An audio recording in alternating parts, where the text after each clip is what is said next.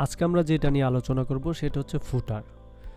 Elementor প্রোতে অনেক ধরনের ফুটার তোমরা পেয়ে যাবা, যেগুলোর মডেল অলরেডি দেখতে পাচ্ছ এখানে আছে, সুন্দরভাবেই করা আছে। দেখো অনেক টাইপের ফুটার থাকতে পারে, ফুটারের ডিজাইন থাকতে পারে। সো এই ফুটারগুলোই আমরা কিভাবে ডিজাইন করতে হয় সেটা শিখবো স্টেপ বাই স্টেপ।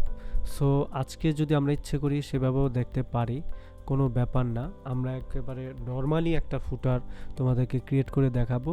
জাস্ট এখানে যাব নিচে, যাওয়ার পরে এখানে এই যে নিচে দেখো ফুটার সেকশনটাই থাকে মূলত নিচে। ওকে, এখানে সেকশন নিব, দুইটা সেকশন নিয়ে আমরা জাস্ট এটাকে একটু প্যাডিং করে দেই। প্যাডিংটা দ্যাট মিনস হচ্ছে উপরে উপরে দিচ্ছি 10 এবং নিচে দিব না।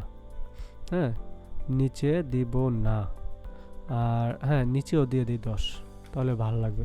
ওকে, এখন দেখো অ্যাড কন্ডিশন ইন্টার সাইট অর্থাৎ পুরো সাইটে, এটা হচ্ছে ইন্টার সাইট। ওকে, এখন এখানে আমি এই সাইটের মতো বা এই যে এই সাইটের মতো বা এদের মতো করে ডিজাইন রাখতে পারি।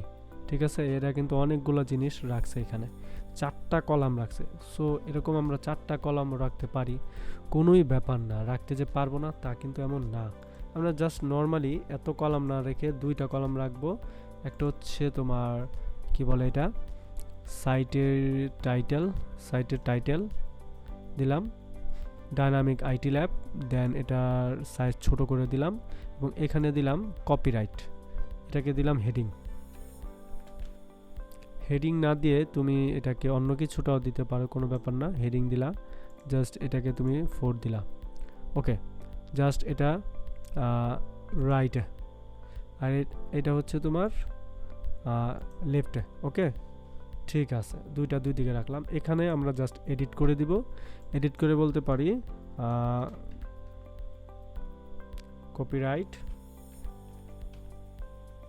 কপিরাইট, তারপরে দিয়ে দিতে পারি 2023। জাস্ট এতটুকু লিখলাম, আপডেট দিলাম। এখন আমরা আমাদের সাইটের দিকে আসি। দেখো সাইটে এরকম কিন্তু ডিফল্টলি একটা সিস্টেম করা ছিল, আমরা এগুলো করব না। জাস্ট একটা রিলোড দিই, রিলোড দিলে দেখো ওইটা নাই, উড়ে গেছে। দেখছো, আমরা আমাদের মতো করে কিন্তু বানাইতে পারছি। এভাবে আমরা আরও ইউনিক স্টাইলে ভালো ভালো কপিরাইটের জন্য অর্থাৎ ফুটার তৈরি করব। সো স্টেপ বাই স্টেপ তো অবশ্যই শিখব। তো এতটুকুই তোমাদের সাথে আমি শেখাইলাম কিভাবে এলিমেন্টরের প্রো দিয়ে যে তোমার অপশনগুলো আছে সেই অপশনগুলোই ডিজাইন করেছি।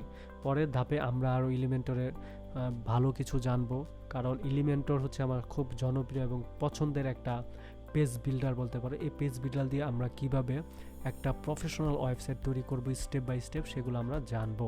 এবং এর সাথে খুঁটিনাটি তোমরা টুকটাক কিছু টিপস পাবা, এলিমেন্টর দিয়ে কোথায় কী করতে হয় সেগুলো আমরা অবশ্যই দেখিয়ে দিব।